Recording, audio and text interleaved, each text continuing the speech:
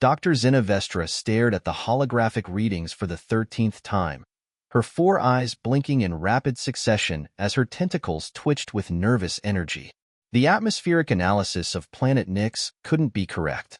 According to every known law of xenobiology, the place was a death trap, a swirling maelstrom of toxic gases, acid storms, and radiation levels that would dissolve most known life forms in minutes. Yet the long-range scans from Research Station Helios were unequivocal. There were settlements down there. Human settlements. Dr. Rax, she called to her Andromedian assistant, whose crystalline form sparkled under the station's artificial lights. Please tell me you're seeing some sort of equipment malfunction. The crystalline being shifted closer to the holographic display, facets refracting light as they moved. No malfunction, Doctor. I've triple-checked all systems. The readings are accurate, approximately 50,000 human life signs detected on the surface of Nix. Zina's secondary heart began palpitating.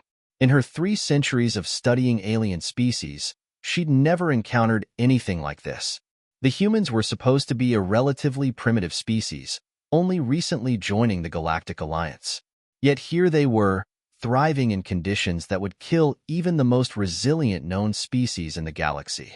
Commander Thrax needs to see this, she muttered, her tentacles already reaching for the communication panel.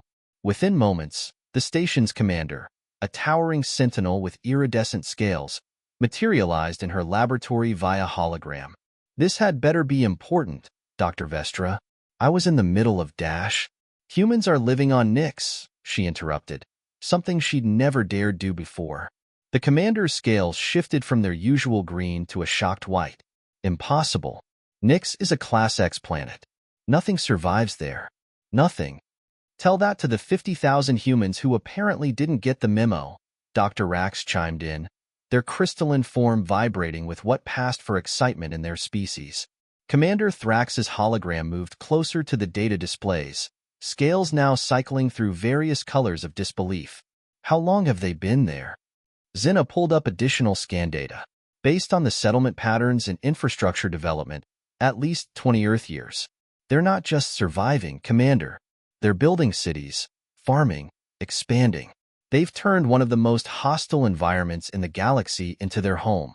The commander's scales settled on a troubled purple. The Galactic Science Council needs to be notified immediately. And Dr. Vestra, prepare your team for planetfall. We need to understand how this is possible. As the commander's hologram flickered out, Zina felt a mixture of terror and excitement course through her system. The rational part of her mind screamed that landing on Nix was suicide. The scientist in her couldn't wait to uncover how humans had accomplished the impossible. Dr. Rax, begin preparations for a surface expedition. And find me everything we have on human physiological adaptability. There must be something we've missed about this species. Over the next 48 hours, Zina and her team worked tirelessly to understand what they were dealing with. The more they learned, the less sense it made. Humans weren't supposed to be particularly special by galactic standards. Mid-range durability, average intelligence, unremarkable technological advancement. Yet somehow they'd colonized a planet that even the ancient precursors had marked as permanently uninhabitable. When the first communication signal came from the surface, Zina nearly jumped out of her exoskeleton. The human face that appeared on her screen looked remarkably ordinary. No signs of mutation or artificial enhancement, just a middle-aged man with graying hair and laugh lines around his eyes. This is Director James Harrison of New Providence Colony, Nix. We've detected your orbital presence and scans. Welcome to our little corner of hell. He grinned, actually grinned, as if living on a death world was something to be cheerful about. Thank you, Director Harrison. I'm Dr. Zinavestra, xenobiologist from Research Station Helios. We're somewhat surprised to find your settlement here. Harrison laughed, the sound both warm and slightly unnerving. Yes, we get that a lot. Though we don't see many visitors up there, most ships avoid this sector entirely. Something about unsurvivable conditions and certain death. He made air quotes with his fingers, still smiling. About that, Zina ventured, her scientific curiosity overriding her shock. How exactly are you surviving? The atmospheric composition alone should be fatal? Harrison finished for her. You'd be surprised what humans can adapt to, Doctor. We've made some interesting discoveries about our own capabilities since settling here. Why don't you come down and see for yourself? We've got a landing pad that can accommodate your research shuttle, and our atmospheric shields will protect you during descent. Zinna looked at Dr. Rax, who had crystallized into what she recognized as their completely baffled formation. She thought about all the safety protocols this would violate, all the regulations about contact with potentially hazardous civilizations. Then she thought about the paper she could write. We'll begin preparation for descent immediately, Director Harrison. There are some things I need to see with my own eyes. As she closed the communication channel, Zinna realized she was about to either make the discovery of the century or die trying to understand how humans had once again broken all the rules of what should be possible. Either way, she suspected the galaxy would never look at this young species quite the same way again. The descent through Nyx's atmosphere was enough to make Dr. Zinna Vestra question every life choice that had led to this moment. The research shuttle shuddered violently as caustic winds battered its reinforced hull, while outside her viewport, ribbons of violet lightning danced through clouds the color of bruises.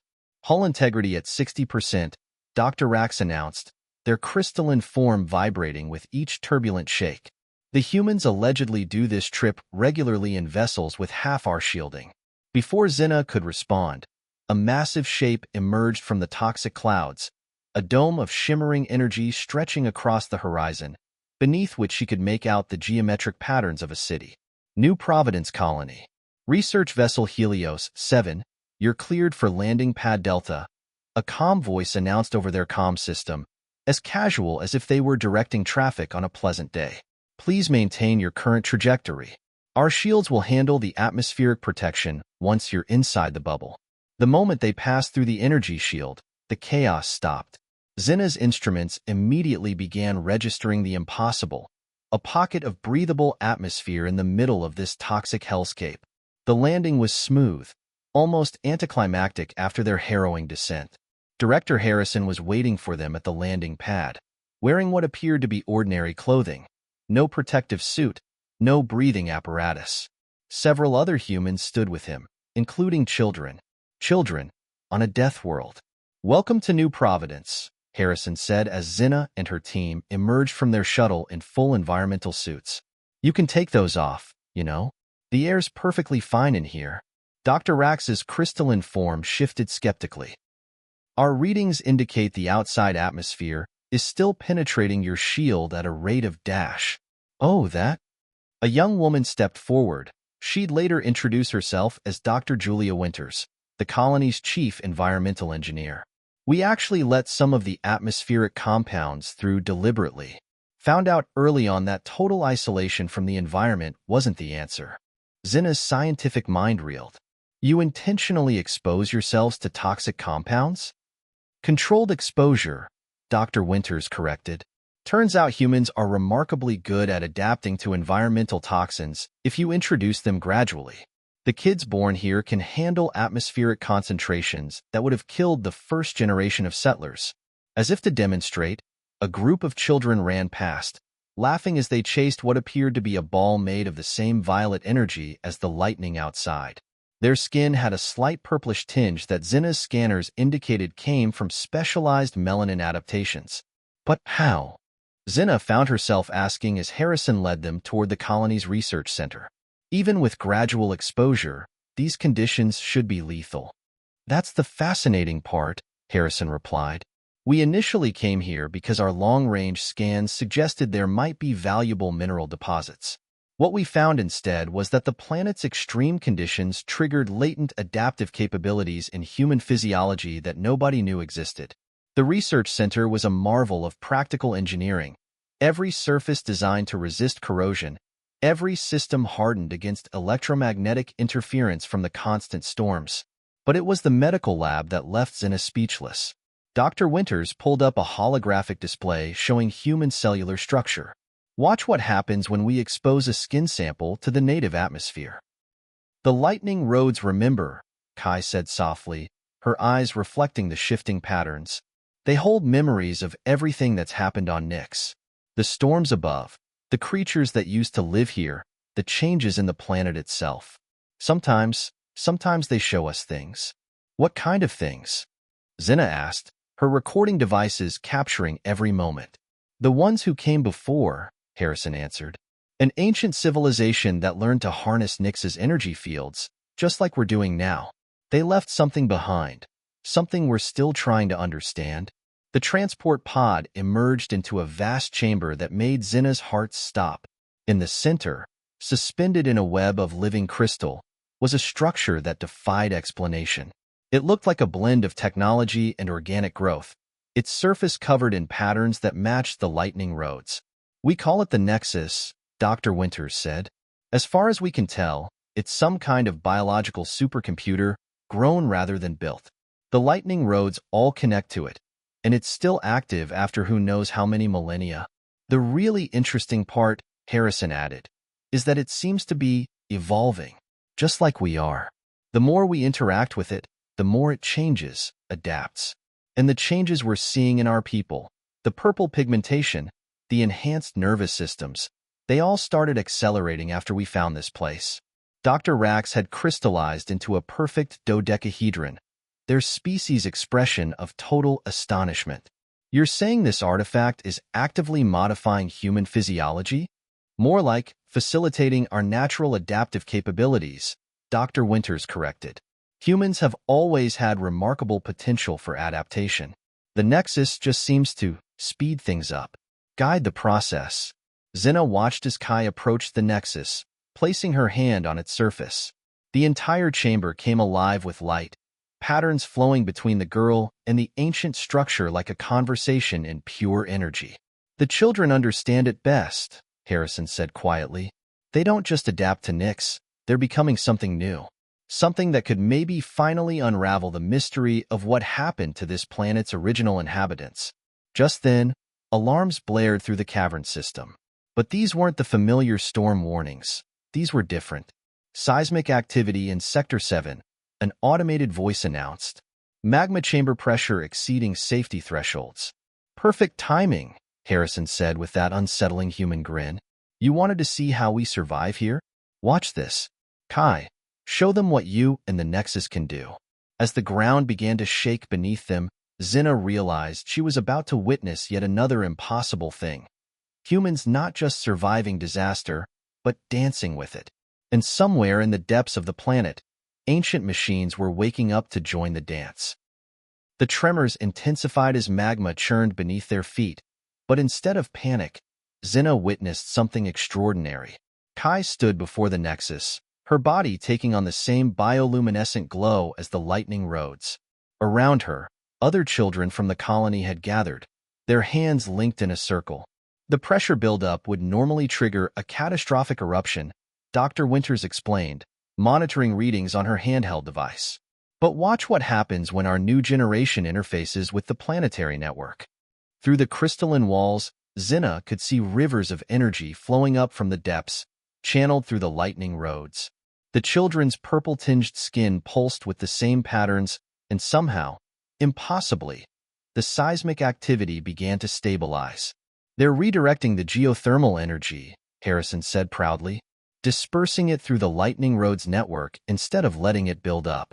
Took us years to figure out the ancient civilization had built this system for exactly this purpose. Dr. Rax's crystalline form vibrated with intense frequencies. These children, they're functioning as biological conductors? More like translators, Dr. Winters corrected. The Nexus responds to conscious intent, but it needed minds flexible enough to adapt to its way of thinking.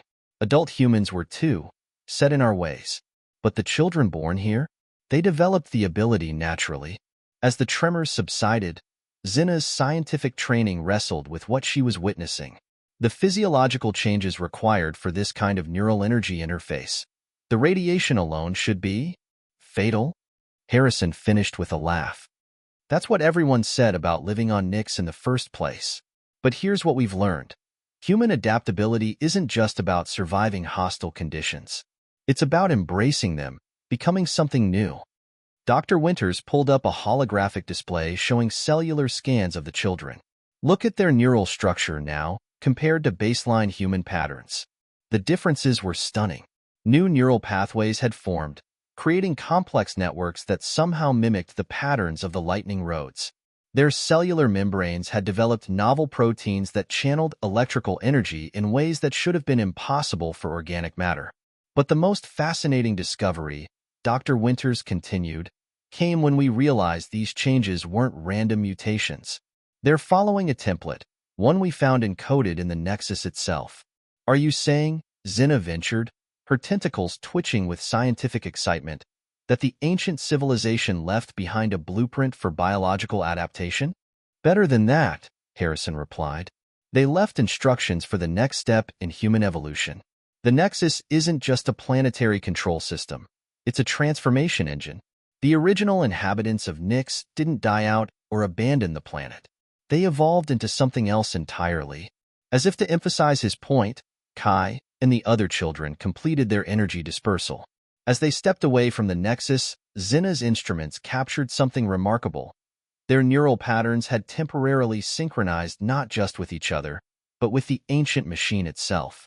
We're starting to understand why humans were able to survive here when other species couldn't, Dr. Winters said softly.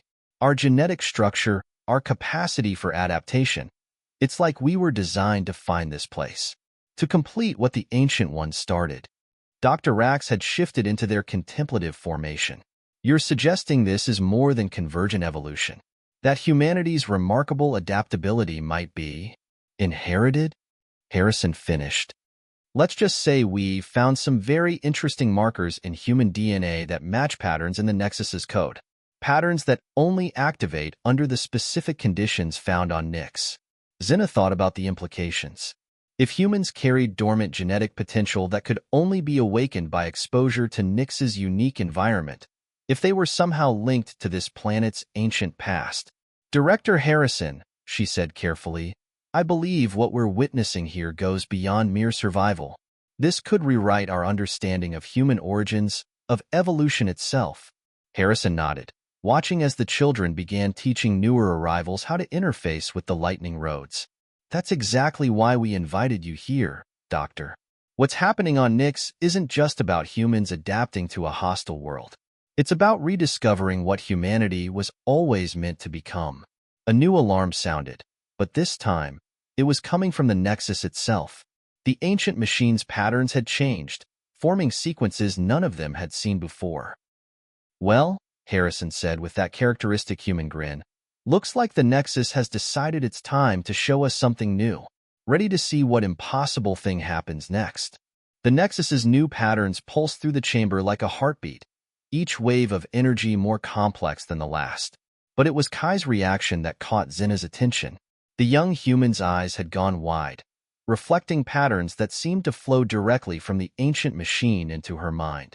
They're coming back, she whispered, her voice carrying an otherworldly resonance. The ones who changed. They've been watching us, waiting. The lightning roads throughout the cavern system began to pulse in synchronization, creating a cascade of light that traveled upward through the planet's crust. Above ground, the perpetual storms of Nyx's atmosphere suddenly stilled, as if the planet itself was holding its breath. Energy signatures detecting multiple anomalies in the upper atmosphere, Dr. Rax reported, their crystalline form shifting through colors of excitement and alarm. Something is forming in the electromagnetic field. Through their observation screens, they watched as the violent storms parted, revealing shapes that defied conventional physics, beings of pure energy and consciousness, their forms echoing the same patterns found in the lightning roads and the Nexus. The Ascended, Harrison breathed, awe evident in his voice. The original inhabitants of Nyx. They didn't die out or leave. They evolved beyond physical form. Dr. Winter's instruments were going haywire. The energy beings, they're attempting to communicate, not through conventional means, but through us, Kai finished, stepping forward. Other children from the colony joined her, their purple-tinged skin glowing with internal light. They seeded Earth with their genetic potential millions of years ago, knowing that eventually, some of their descendants would find their way back here. Back to Nyx. Back to the Crucible. The revelation hit Zina like a gravitational wave. Humans aren't just random survivors, she said, her scientific mind racing to process the implications. You're their legacy. The Ascended engineered humanity's remarkable adaptability, planted it in your DNA like a time capsule, waiting for the right conditions to activate it, Harrison nodded. Nyx isn't a death world. It's a transformation engine. The storms, the radiation, the lightning roads, they're all part of a system designed to awaken dormant potential, to guide the next step in human evolution. Through their screens, they watched as the energy beings descended through the atmosphere, their presence causing the lightning roads to surge with power. The children of Nyx stepped forward to meet them, their neural patterns shifting to match the advanced consciousness of their ancestors. This is why humans could survive here, Dr. Winters realized, checking her readings. Our apparent recklessness, our ability to adapt to nearly anything, our drive to explore even the most hostile environments, it was all leading us back here, back to our origins. The Nexus pulsed with new life as the energy beings interfaced with it, sharing knowledge that had waited millennia to be rediscovered. Through Kai and the other children, that knowledge began to flow into the human settlements database. It's incredible, Dr. Winters breathed, scanning through the incoming data. Templates for controlled evolution, technologies we never dreamed of, ways to repair damaged ecosystems across the galaxy. The Ascended weren't just waiting for us to survive here. They were waiting for us to be ready for this gift. Xena watched as the children of Nyx communed with their evolutionary ancestors, their consciousness expanding in ways her instruments could barely measure. This wasn't just survival against impossible odds. It was the next chapter in human existence. Director Harrison, she said, her scientific objectivity warring with her sense of wonder, when I file my report with the Galactic Science Council, they're going to ask what humanity plans to do with this knowledge. With this power. Harrison smiled, watching as the energy beings began teaching the children how to access more of their latent potential. The same thing we've always done, Doctor. We'll adapt. We'll grow. We'll use what we've learned here to help other worlds, other species. The Ascended didn't choose humanity because we were perfect. They chose us because we never stopped trying to be better. Above them, the storms of Nyx had transformed into a dance of light and energy, as humans and their evolved ancestors celebrated a reunion millions of years in the making. In the depths, the Nexus hummed with possibilities yet to be explored. You know, Harrison added thoughtfully, maybe the real gift the Ascended left us wasn't just the potential for physical evolution. Maybe it was teaching us that impossible is just a word for something we haven't figured out yet. As Xena watched this newest chapter in human evolution unfold, she realized she would need to create an entirely new scientific classification. After all, how does one categorize a species that doesn't just survive the impossible, but transforms it into a stepping stone to the future? The children of Nyx had proven that humanity's greatest strength wasn't just their ability to endure. It was their capacity to become something more than anyone, even themselves, had imagined possible. And as the energy beings began sharing their knowledge of worlds and possibilities beyond current understanding, Xena knew she was witnessing not just the survival of humanity, but its transcendence. The impossible planet hadn't killed them. Instead, it had helped them become exactly what they were always meant to be.